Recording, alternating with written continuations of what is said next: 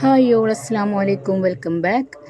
ഇറച്ചിപ്പത്തിരി, ചട്ടിപ്പത്തിരി, beef roll, samosa ഇതെല്ലാം ഉണ്ടാക്കാൻ പറ്റിയ നല്ലൊരു ബീഫ് മസാല ആയിട്ടാണ് ഇന്നത്തെ വീഡിയോ. ഇതിനു വേണ്ടി ആദ്യം തന്നെ ഒരു പാൻ ചൂടാക്കി അതിലേക്ക് ഒരു 5 ടേബിൾ സ്പൂൺ വെളിച്ചെണ്ണ ഒഴിച്ചു കൊടുക്കാം. അതിലേക്ക് 5 വലിയ സൈസ് ഉള്ളി കട്ടാക്കിയത് ചേർത്ത് കൊടുക്കാം. ഇനി അതിലേക്ക് 1 ടീസ്പൂൺ ഉപ്പും കൂടി ചേർത്ത് ഹൈ ഫ്ലെയിമിൽ തന്നെ ഇട്ട് നന്നായിട്ടൊന്ന് വഴറ്റിയെടുക്കാം. ഇത് ബിരിയാണി മസാല പോലെ നന്നായിട്ട് സോഫ്റ്റായിട്ടൊന്നും വരണ്ട കേട്ടോ. ഇത് കുറച്ചൊന്ന് സോഫ്റ്റായാൽ മാത്രം മതി. ഇനി ഇതിലേക്ക് ഇഞ്ചി, വെളുത്തുള്ളി, പച്ചമുളക് പേസ്റ്റാക്കിയത് ചേർത്ത് കൊടുക്കാം. ഒരു 2 ഇഞ്ച് വലുപ്പത്തിലുള്ള ഇഞ്ചി, ഒരു ബൾബ് വെളുത്തുള്ളി, ഒരു 5 പച്ചമുളക് ഇതെല്ലാം കൂടി ഒന്നിച്ച് ക്രഷാക്കിയതാണ് കേട്ടോ ഇത്.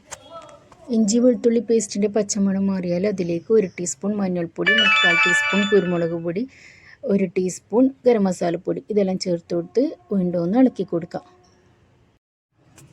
ഇതെല്ലാം എല്ലാവർക്കും അറിയുന്നുണ്ടാവും. ബിഗിനേഴ്സിന് ഉദ്ദേശിച്ചിട്ട് ചെയ്ത വീഡിയോ ആണ് കേട്ടോ ഇത്. മസാലപ്പൊടിൻ്റെ എല്ലാം പച്ചമണം മാറിയാൽ ഇതിലേക്ക് 1 കൈപ്പൊടി അളവിൽ കറിവേപ്പില ചേർത്ത് കൊടുക്കാം.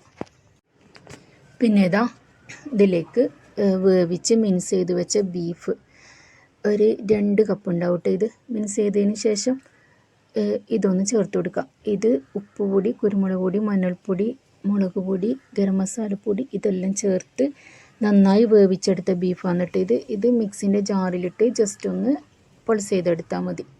ഇത് ആദ്യം തന്നെ റെഡിയാക്കി എടുക്കാൻ കേട്ടോ. ഇത് വീഡിയോയിൽ ആദ്യം പറയാൻ വിട്ടുപോയതാണ്.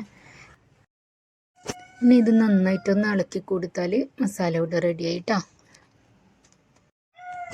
ഇത് കുറച്ച് അധികം തന്നെ ഉണ്ട് കേട്ടോ ഈ മസാല. ഇതിനെ കൊണ്ട് കുറേ സ്നാക്സ് ഉണ്ടാക്കാൻ പറ്റും, അല്ലെങ്കിൽ കുറേ ദിവസത്തേക്ക് ഫ്രീസറിൽ വെച്ച് യൂസ് ചെയ്യാം. പിന്നെ എൻ്റെ വീഡിയോ കണ്ടിഷ്ടമായെങ്കിൽ ഒന്ന് സബ്സ്ക്രൈബ് ചെയ്ത് സപ്പോർട്ട് ചെയ്യണേ. ഇഷ്ടമായെങ്കിൽ ഒന്ന് ലൈക്കും കൂടി ചെയ്യണേ. അപ്പോൾ അത്രയേ ഉള്ളൂ നമ്മൾ ഇന്നത്തെ വീഡിയോ. അടുത്ത വീഡിയോ ആയി വരുന്നത് വരെ ബൈ ബൈ. അസ്സലാമു അലൈക്കും.